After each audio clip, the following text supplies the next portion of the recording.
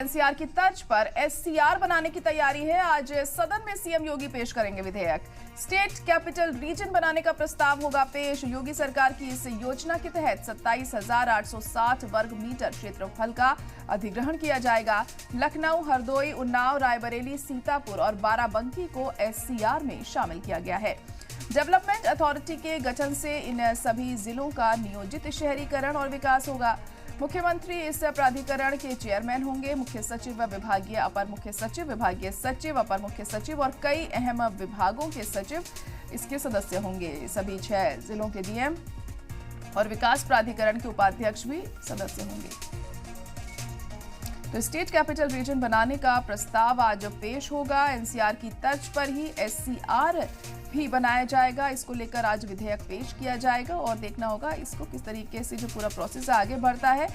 तो अहम खबर इस वक्त आपको बता रहे हैं लखनऊ से, जहां पर अब ये बड़ा फैसला लिया जा रहा है और विधेयक आज पेश किया जाएगा। आज असेंबली में सीएम योगी पेश करेंगे ये बिल।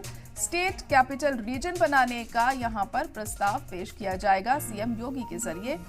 यूपी में आज ये अहम बिल पेश होगा और इसमें 6 जिले एससीआर के दायरे में होंगे।